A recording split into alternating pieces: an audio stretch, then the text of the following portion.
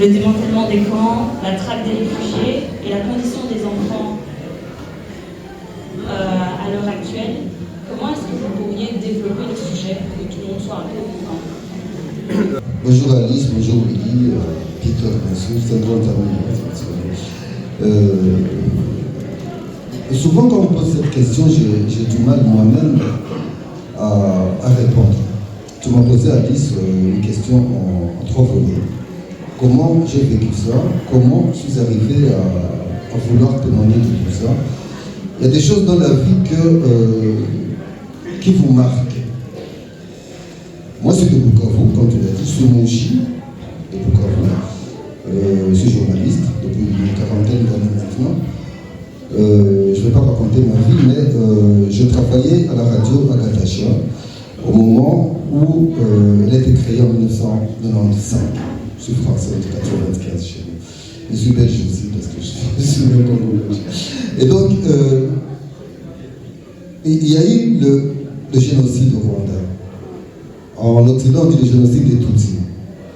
J'ai toujours contredit ça. Parce qu'il y a eu des morts dans les 2 camps. Et par mes recherches, on va y arriver, j'ai parfois l'impression qu'il y a eu plus de Hutus qui ont été tués que des Tutsis. Mais ça, c'est une connotation qui a été généralisée. Bref, il y a eu le génocide au Rwanda, il y a eu l'afflux des milliers, centaines de milliers de réfugiés Hutus qui sont venus répartis dans 27 camps, tout au bord du Tanganyika et puis autour de Bukavu. Donc, c'est à ce moment-là que les Suisses ont créé la Fondation Hirondelle. La Fondation Hirondelle, c'était un groupe de journalistes suisses, réfugiés, Hutus et Zaïrois à l'époque, congolais. Et notre travail, c'était d'aider ces réfugiés, ces pauvres, qui venaient d'arriver sans repère, ça ne fait même pas comment trouver à manger. Et moi, j'ai principalement travaillé comme rédacteur en chef adjoint à Radio Gatacha. J'ai sillonné dans ces camps, pratiquement tous les jours, au fur et à mesure, principalement pour aider au regroupement familial. Beaucoup d'enfants ont été séparés de leur famille en fuyant la guerre et tout. Et moi, j'ai créé cette émission en une semaine à la radio, un peu distractive. Il y a des gens qui étaient dans les camps de réfugiés à l'époque, il y a des émissions pour danser un peu, oublier les affres de ce qu'on avait vu. Mais je travaillais beaucoup pour, je pense, devant Dieu, que j'ai aidé quand même à regrouper certaines familles qui avaient fui le Rwanda sous les bombes, les katyusha de l'époque, ça fait mal. Et les parents qui fuyaient ne savaient pas où étaient les enfants. Parce que la guerre, les villages, les villes, les quartiers étaient bombardés au moment où les enfants venaient de l'école, par exemple. Ces pauvres gamins, ils suivaient le premier groupe, la première famille. Ils vont se retrouver à Kachusha, au camp de Kachusha, par exemple, pendant que les parents sont au camp de Mugunga, avec la Croix-Rouge. Donc, c'était ça mon travail. Tous les jours, j'allais dans les camps de réfugiés. Et puis, malheureusement, en octobre 1996, le régime actuel a bombardé les camps de réfugiés. À 5h du matin, 28 octobre, après les avoir chassé ceux qui étaient dans la plaine de la Ruzizi et tout, à 5h du matin, les 27 camps ont été bombardés par l'avion. L'armée rwandaise, ni à l'époque de Papa Biarimana, ni aujourd'hui, n'a jamais eu aucun avion militaire. Il n'y a pas d'avion. Tous sont venus. Enfin bref, ma révolte est venue du fait, si j'écris à mes risques et périls, j'observe, c'est que les camps de réfugiés où j'allais tous les jours, je suis rentré 3 semaines, 1 mois après, mais cette fois pour enterrer des centaines de milliers de gens. Je ne saurais jamais combien de gens j'ai enterrés dans des fosses communes avec ces mains ici. Je ne sais pas. Et dans la ville de Bukavu, et dans les camps de réfugiés. J'arrive en France, dans des situations un peu particulières, après l'assassinat de mon jeune frère qui était aussi journaliste à la radio Okapi. J'ai été plusieurs fois menacé, aujourd'hui encore, je ne sais pas. Chaque matin, je dis à Dieu, Imana, je ne sais pas comment je suis. Mais il y a des choses, comme je t'ai dit au départ, qu'on ne peut pas taire. On ne peut pas taire. Et il y a 2 ans, un journaliste très connu en France qui s'appelle Patrick de Saint-Exupéry, qui écrit un livre qui s'appelle La Traversée. Et dans son livre, il dit que, notez bien une chose d'abord, il a commencé son livre Sa Traversée, qui est parti de Kigali jusqu'à Mbandaka, 2500 km, pour faire sa traversée. Il est parti de Paris, il a pris l'avion à Kigali, il a atterri à Kanombe, ok, je connais bien, je suis un peu rwandais quelque part. J'allais souvent à Kigali. Et donc, pour revenir à Patrick, je ne vais pas monopoliser la parole parce que Peter n'a pas encore parlé. Lui, il dit qu'il est arrivé à Kigali. Il a rencontré, tenez-vous bien, le général James Kabarebe. C'est lui qui lui a fait le chemin de fer, comme on dit en journalisme. C'est James qui lui a dit par où il va passer, qui il va interviewer. Il a pris la voiture, la moto, jusqu'à Kisangani. Conclusion du livre, il a dit comment il n'a rien vu. Aucun Hutu n'a jamais été tué. Aucun camp, tous les Hutus sont rentrés tranquilles. Ils vivent tranquillement. J'étais il y a quelques jours avec un ami Hutu qui me dit, non pas Hutu, mais un ami qui me dit, mais si les Hutus veulent, si un Hutu veut rentrer au Rwanda, je dis non, il a la liberté de rentrer. S'il choisit d'aller en prison à vie, parce que même cet enfant que vous voyez là, s'il rentre aujourd'hui, il sera en prison comme génocidaire. C'est le régime actuel. Et donc, j'ai décidé d'en parler dans ce livre. Le prochain vient dans 2 mois, je crois. Cette fois sur les massacres des prêtres, des évêques, les prêtres qui ont été assassinés depuis l'entrée de l'AFPR au Rwanda en 90, et depuis l'entrée de l'AFDEL en 96 chez nous, au Congo. Donc je crois que j'ai répondu un peu à tes questions, mais il y a des détails que j'ai vécu qui m'empêchent encore aujourd'hui de dormir, 25 ans après. Un seul exemple, ou 2 ou 3 si vous voulez. J'ai un ami, pour vous dire la cruauté des gens. Un ami vient me dire un jour à Bukavu, Déo, tu sais, il y a mon grand frère, un vieux du quartier, on appelait Joseph, qui a la malaria, c'était en pleine guerre de l'Afrique, quelques mois après, qui a la malaria. Est-ce que tu peux m'aider avec ta voiture? J'avais une petite Suzuki sur mon bain, à l'amener à l'hôpital de Panzi, à 8 km, l'hôpital de Mokwege. Je dis, bon, il n'y a pas de carburant, de toute façon, il n'y avait pas. On prend notre malade sur le dos, on trouve un rond-point où il y avait des officiers de la paix, sous couvert de l'Afrique, non, c'est de la paix. Il y a un lieutenant, on lui dit, est-ce que vous pouvez nous aider pour ce malade? Il nous regarde, il dit, ah oui, c'est vrai, avec ce soleil, et puis il va pleuvoir. Il prend son talkie-walkie, le Motorola, la radio. Il parle en Kinyarwanda pendant 10 minutes. Nous, on est soulagés, on pense qu'il va demander une voiture pour nous aider. Après, il se retourne, ah tiens, vous êtes encore là. Il sort son revolver, paf, dans la tête du malade.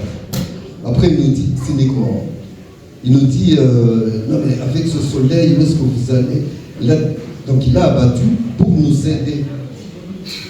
Hein? Il nous dit, cette charge comme toi, Alice, ma petite soeur, je vais t'aider, quoi, tu vois. Lui, c'était sa façon à lui de nous aider.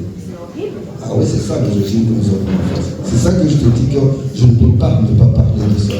Comme journaliste, un jour, je ne vais pas monopoliser la parole. Et puis il y a des gens qui peuvent pleurer dans la salle. On va faire un reportage à Mississi, après Baraka, physique par là. J'étais vice-président de l'UNPC, l'Union nationale de la presse du Congo. On réunit quelques journalistes pour aller faire des reportages dans les camps. C'est une carrière de mine d'or et tout. On est en cortège et quand on traverse un village du côté de Kabimba, un peu après Fils, vous connaissez pas là-bas, il y a des gens au bord de la route qui nous arrêtent. Ils nous disent, peut-être c'est vous les journalistes, ils savaient qu'on va venir, caravane, on nous dit, bon, il y a le chef de village qui veut vous voir. Le village est au bord de la route. Il y a le chef de village qui nous reçoit, dit, venez.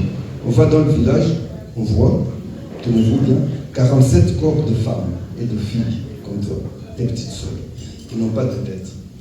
On se dit, mais qu'est-ce que c'est que ça? Ils n'ont pas de tête. Il nous dit, bon, ce matin, vers 9h, il y a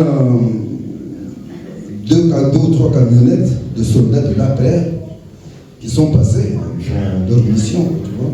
Mais on ne sait pas comment ils ont appris que dans nos villages, on tresse, il y a beaucoup d'or par là, tu vois. Et pour, quand il faut au marché, rencontre des militaires qui peuvent le... Donc on tresse l'or dans les dans les cheveux et tout. On ne sait pas comment ils ont appris ça. Ils sont venus, ils ont coupé les têtes de toutes les femmes, ils ont jeté les têtes dans leur camionnette, ils sont partis, ils vont fouiller, là ils vont se retrouver. On a pleuré, et puis on a tous vidé nos poches, j'avais $10, l'autre, on leur a laissé pour l'enterrement. Donc, je réponds, je crois, à ta question. Des exemples comme ça, j'en ai 1000, 2000, des choses que j'ai vécues, mais je ne peux pas me taire.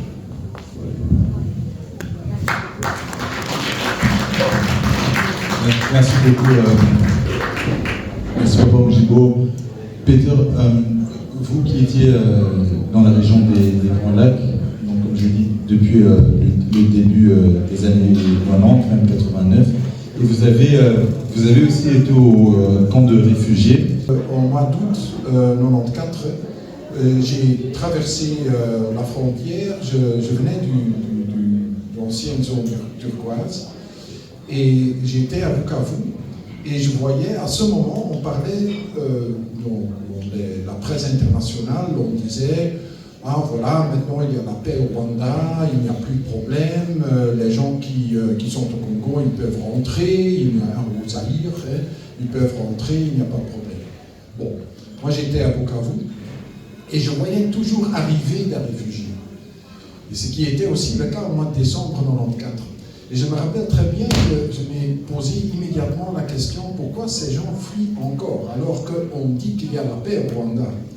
Et j'avais l'avantage d'avoir de bons contacts aussi à Bukavu. Malheureusement, on ne se connaissait pas encore à ce moment, mais j'avais d'autres collègues congolais et d'autres, ce qu'on appelle dans notre métier, on les appelle des stringers, c'est-à-dire des gens qui vous aident dans votre travail, surtout aussi pour traduire. Et nous des fixeurs, et j'avais des gens dans lesquels j'avais beaucoup de confiance.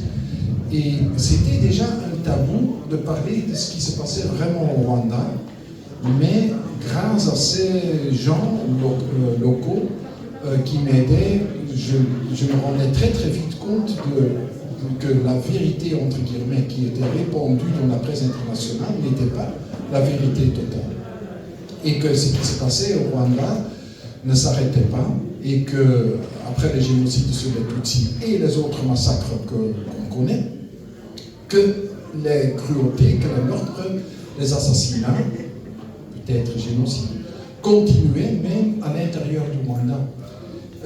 Quand je suis rentré au mois de décembre 94, par exemple, il y avait même des réfugiés qui avaient tenté de retourner au Rwanda et qui étaient de réfugiés pour la deuxième fois.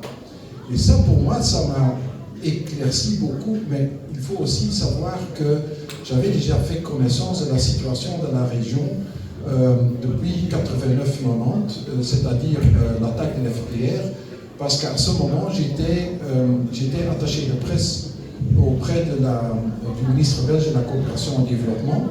Et très très vite, après l'attaque de l'FPR d'octobre 90, on s'est rendu dans la zone qui était pour un certain temps occupée par l'FPR, qui était quittée par l'FPR, et on avait recueilli déjà des témoignages du comportement des militaires de l'FPR en 90. Alors pour moi, ce que ces réfugiés me racontaient en 94 sur le comportement de l'FPR au Rwanda qu'ils avaient occupé complètement en ce moment, n'était pas tellement une surprise. C'était, je suppose, beaucoup d'autres collègues ne croyaient pas ce que ces réfugiés me racontaient, mais moi je les croyais, parce que je savais ce qui s'était passé au 90 dans les zones qui avaient été occupées par l'FPR. Alors j'ai continué à faire ce travail avec une certaine distance, et ça j'ai fait pendant des dizaines d'années. Je n'ai jamais arrêté de raconter ce que je voyais, ce que les gens me racontaient. Et pour moi, la parole d'un réfugié rwandais au Congo, au Zaïre au début, et la parole d'un autre, pour moi, ça valait, c'est équitable. Pour moi, c'était des gens qu'il fallait écouter, mais il faut bien savoir, mais je pense que beaucoup de gens savent très bien, qu'à ce moment, je parle maintenant des années 94-95, même jusqu'à 96, les réfugiés rwandais au Zaïre, au Congo, étaient, excusez le mot, étaient des parias. C'était des gens qui étaient considérés comme collectivement coupables pour le génocide au Rwanda, et on ne donnait pas la parole à ces gens. Et souvent, j'ai aussi raconté comme journaliste à la télévision, j'ai dit, écoute, si on veut ou non, évidemment, les criminels de 94 se trouvent aussi dans les camps, mais statistiquement vu, au moins 90% des gens qui se trouvent dans les camps, ce sont des femmes, des enfants et des vieillards. Alors, par définition, la grande majorité des gens qui se trouvent dans les camps, ce sont des gens qui ne sont pas coupables. Alors, ce n'est pas correct de traiter tout le monde, c'est un peu, excusez, mais c'est un peu la même chose, ce que fait Israël maintenant avec Gaza. C'est la même chose. Puisqu'il y a des criminels de Hamas, ce sont des criminels, c'est sûr, mais puisqu'il y a des criminels de Hamas, collectivement, toute la population est coupable. Alors, on a fait tout à fait la même chose, la communauté internationale a fait la même chose dans le temps avec les Rwandais dans les camps. On parlera sans doute encore ce qui s'est passé après 1996. Mais déjà, à ce moment, les premières années, et moi, je n'ai jamais accepté cela, parce que c'est intellectuellement, c'est faux. Peter, et pour vous aussi, Déo, ce que moi je me demande, c'est, vous deux journalistes, vous y étiez, vous avez vu ce que vous avez vu, vous avez communiqué sur ça. Comment ça se fait que 30 ans plus tard, par exemple, en parlant du FPR qui a commis tous ces crimes-là, pourquoi finalement, dans l'histoire, dans l'histoire généralisée ou bien partagée commune, pourquoi ils ont toujours ce statut de sauveur alors qu'il n'y avait pas que vous deux qui ont vu ça? Non, il y a... Moi, je vais d'abord... Ok. Il faut savoir, mais je pense que beaucoup de gens ici savent très très bien que le génocide de 1994 a causé une sorte de sens de culpabilité de la communauté internationale. Ce sens de culpabilité qui, quant à moi, est au moins partiellement faux, dans ce sens que la responsabilité pour ce qui s'est passé en 1994 au Rwanda, c'est une question des Rwandais premièrement. Et tous les Rwandais, je veux dire aussi bien l'FPR que les autres qui ont fait des crimes. Hein. Mais la communauté internationale, même les nouveaux teneurs du pouvoir, c'est-à-dire l'FPR au Rwanda depuis juillet 1994, ils ont été très très malins d'instrumentaliser ce sens de responsabilité de la communauté internationale.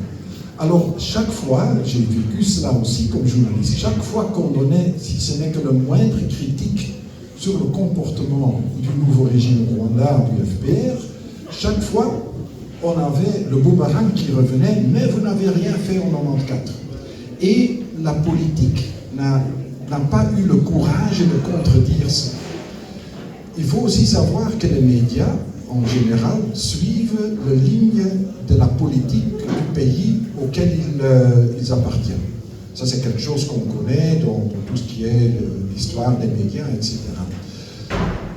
C'est rare qu'il y avait des journalistes, mais aussi même des académiciens, qui osaient contredire ce qui était accepté comme une sorte de vérité absolue. Mais il faut quand même, heureusement, mais bon, on est presque 30 ans après, mais maintenant les choses sont quand même en train de changer. Quand moi j'utilisais, par exemple, le mot dictateur pour Kagame dans les années 97, 98, 99, j'étais considéré presque comme un génocidaire. J'ai eu à 2 reprises le dossier du Rwanda qui m'a été retiré par un chef de la rédaction à la VRT, parce que j'étais considéré comme parti pris. Parce que je disais que les FPR avaient massacré autant de gens que les milices Hutus, etc. Enfin, tout ce qu'on veut dire, mais bon, qu'il y avait autant de morts Hutus que de morts Tutsis. Et ça, j'ai dit déjà depuis, je pense, 96, 97, parce qu'à ce moment, on avait déjà les données démographiques et scientifiques qui allaient dans cette direction. Alors, j'étais considéré comme presque un génocidaire. Il y avait même un journal flamand qui a écrit que j'étais un collaborateur de l'ancien régime de Habyarimana parce que j'avais des intérêts personnels et financiers dans ce régime. Ce genre de bêtises.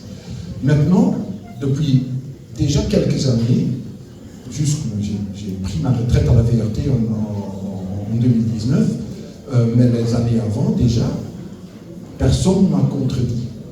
Même au Parlement belge, on dit que c'est une dictature qui s'est installée au Rwanda. Alors il y a quand même des choses qui ont changé. Mais même si la politique et les médias sont au courant de la réalité des choses, ça ne veut pas dire que la politique change. Ça a à voir avec l'intérêt des pays concernés, de l'Europe, qui pour le moment ne s'intéresse pas, enfin c'est une autre affaire, mais qui ne s'intéresse pas à ce qui se passe vraiment en Afrique centrale. Dès le moment que les Américains et l'Europe décident que le temps est venu pour Kagame de partir, comme ils ont décidé cela pour Mobutu, c'est la fin de Kagame. Mais pour le moment, ils ne disent pas encore. À propos de ça, Peter, parce que vous avez écrit le livre Trad en Congo, l'or du Congo.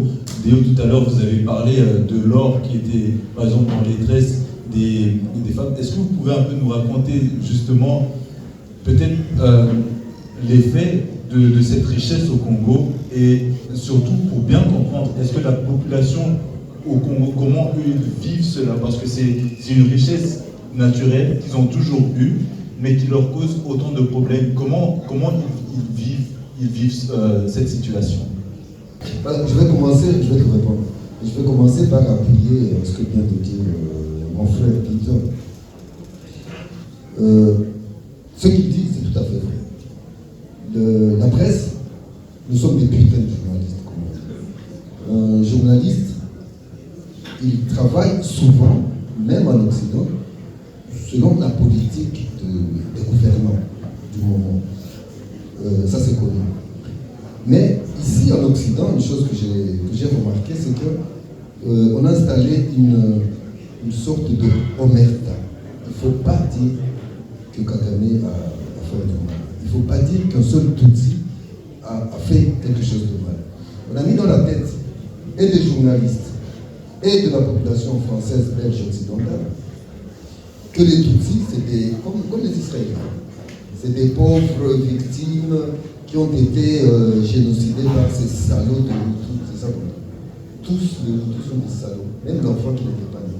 C'est ça qu'on a mis dans la tête des gens. Tous, Hutus égale génocidaire. Okay?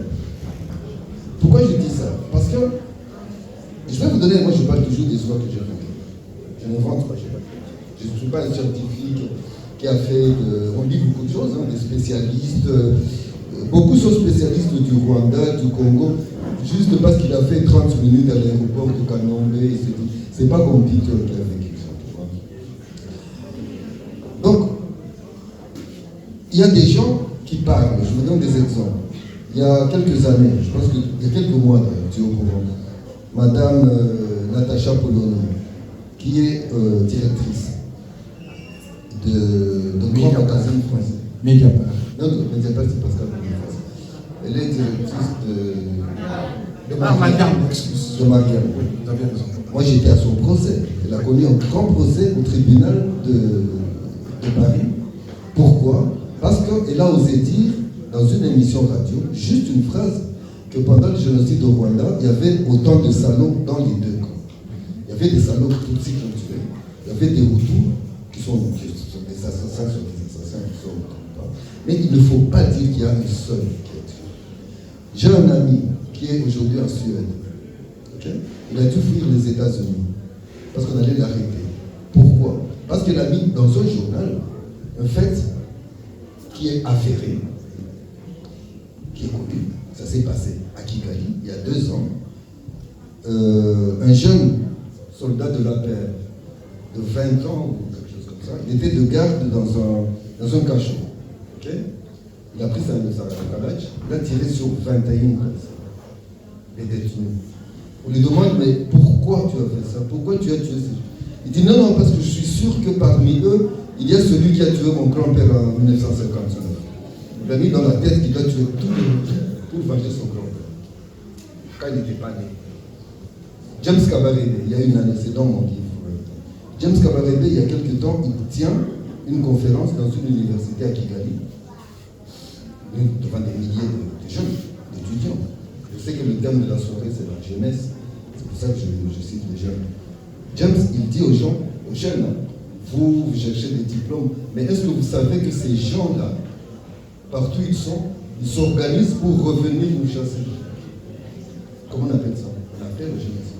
Ces jeunes ont comme mission, même s'il n'a pas dit ouvertement, il a comme mission d'aller éliminer tous les Hutus au monde de peur qu'ils reviennent. Okay? Donc, si je parle d'Omerta, en venant ici, quand j'ai reçu l'invitation de gens de Dieu, je me suis dit, est-ce que cette soirée aura lieu? Pourquoi je me suis posé cette question? Parce que le système qui a été mis en place en Belgique, en France, ce qu'il ne faut pas faire, il ne faut pas parler de Kagame. Mon livre que vous voyez, je l'ai écrit avec Madame Françoise Germain-Robin, qui est retraitée aujourd'hui du journal L'Humanité, c'est l'un des plus grands journaux. Mais on a frappé à toutes les portes. Aucun journal français n'a fait une seule ligne sur ce livre.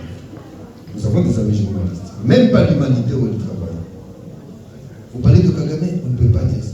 Il y a un journaliste, un ami à elle, lui à moi, qui s'appelle Emmanuel, qui était à L'Humanité. Il a proposé à la rédaction, comme tu as dit tout à l'heure, de faire quelques lignes sur ce livre. On l'a viré. Il ne faut pas parler, dire du mal de M. Kagame. C'est le pion de l'Occident.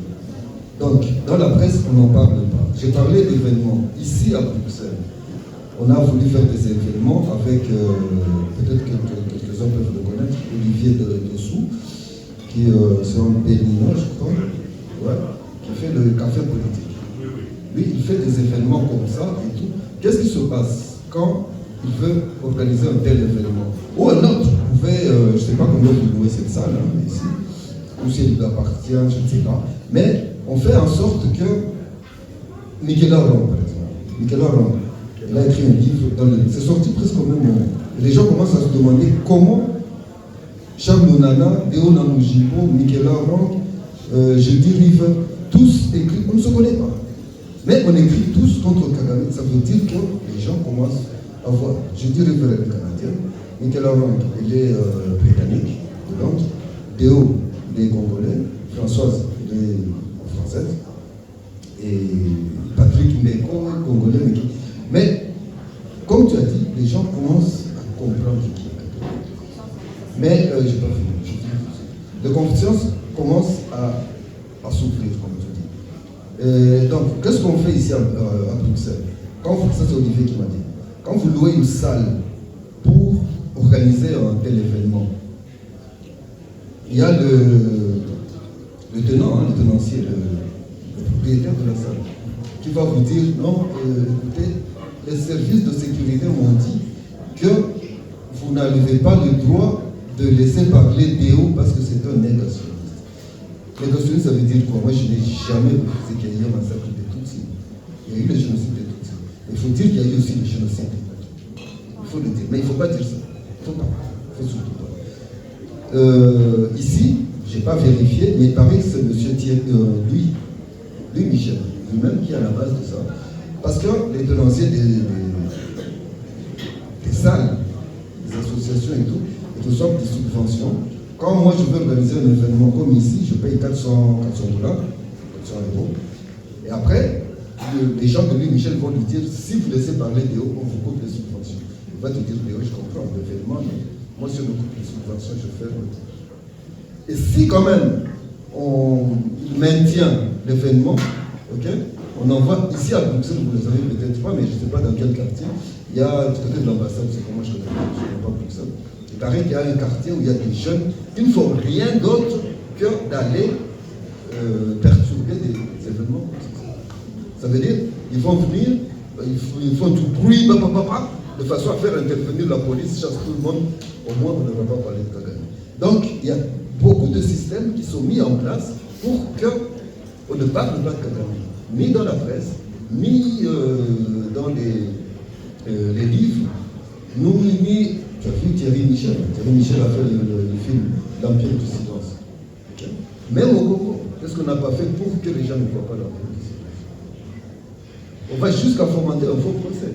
Un imbécile qui ne connaît rien, j'ai peur, qui ne connaît rien, il veut se mettre à la tête, faire la comparaison avec Thierry Michel, il dit non, le film de Thierry, il m'a plagié, et tout. On fait un procès et tout.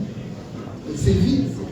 Donc ils sont prêts à tout pour qu'on n'ait pas des événements comme ça, pour qu'on ne parle pas des choses. Mais s'il dit qu'on commence à comprendre, c'est que je vous encourage, SOS réfugiés, continuez, et pas autrefois. D'abord, j'ai jamais assisté à une présentation de livre aussi luxueuse, aussi merci beaucoup, hein, vous me faites beaucoup d'honneur et tout. Mais continuez à vous serrer les mains. Faites des petits événements partout, des petites émissions radio, tout ce que vous pouvez. Et tout. Ça, c'est surtout pour notre jeunesse. Les enfants qui sont dans les camps, ils sont. Moi, j'étais à Kishishi. Il y a juste une année, en novembre dernier. Mais il faut voir ces enfants. C'est des enfants congolais. Okay? Mais il y a parmi eux aussi des enfants congolais, des enfants de la région. Mais ces enfants n'ont pas d'avenir en tant que le système de la Chine. Ils n'ont pas d'avenir. Aujourd'hui, il paraît, j'ai de la famille au Rwanda, des amis, comme tout le monde. Je n'ai pas de travail, les gens vont chercher du travail. Mais à Kigali, à Butare, à Tchangougou, partout, au Rwanda, à Ramay, les mamans se préparent jusqu'à. Pour le moment, elles ont encore peur.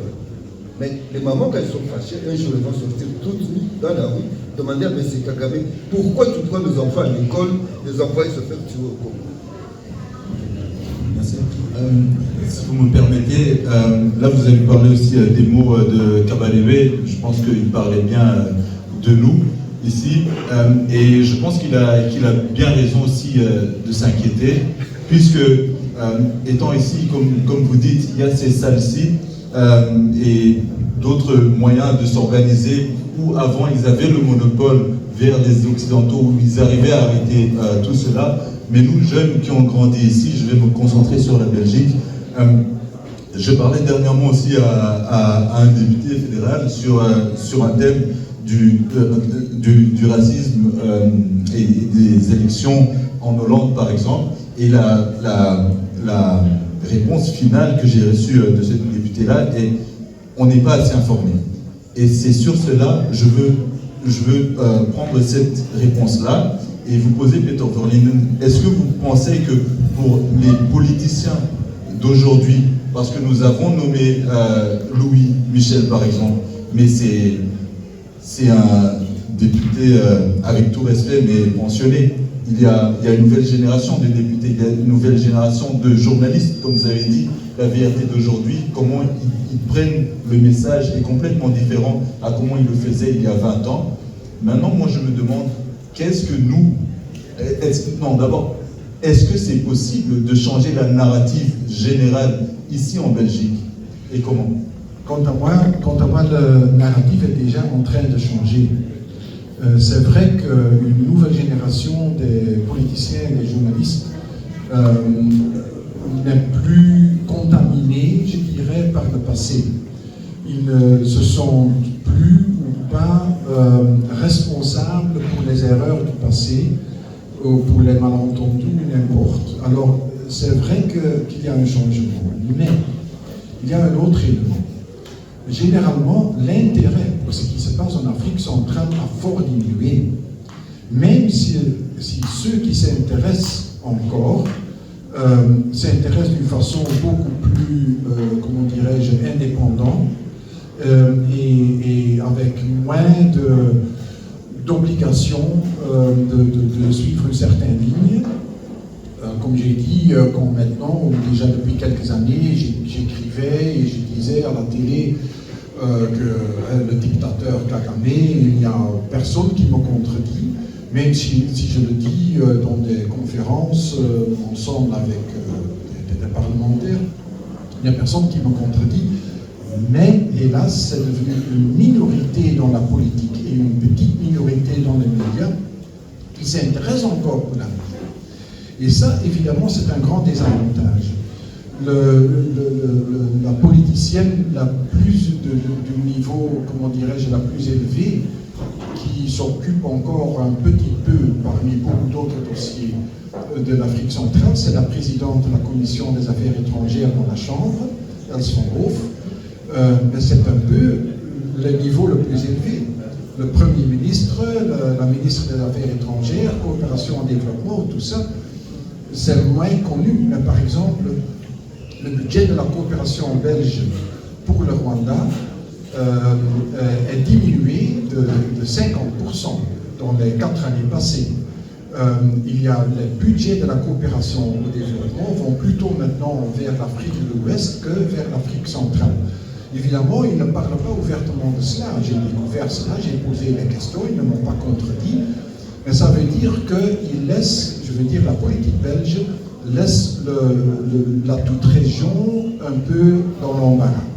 Ça n'intéresse pas, on ne va pas s'occuper de cela, il n'y a rien. C'est aussi très typique, par exemple, dans le dossier de Paul Rusesabagina, comment les Américains ont joué un rôle beaucoup plus important que les Belges. Alors que Paul, c'est un Belge, il est noir, malheureux pour lui.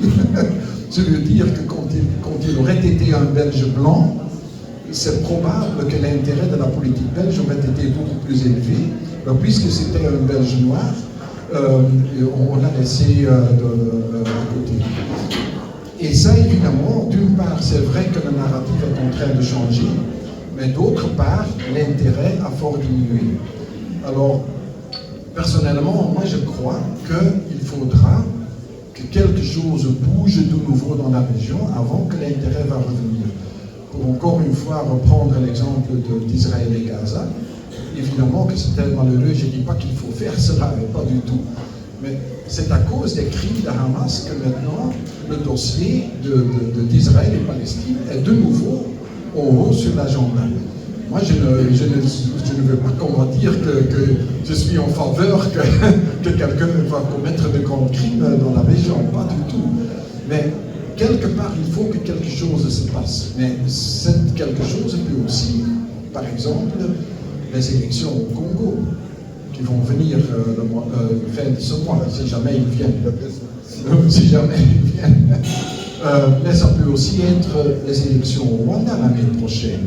Que par exemple, les Américains vont dire maintenant quand même c'est fini. Mais ça, je ne sais pas si ça peut se passer. Vous savez, Peter, tu sais, Peter, personne ne connaît le dessein de Dieu. Imana, l'imprévisible. Les plus âgés parmi nous se souviendront de l'empereur Bokassa, qui était le meilleur ami de Giscard d'Estaing. Il faisait toutes ces bêtises et tout, on ne disait rien et tout. Mais un jour, il a commis l'erreur fatale.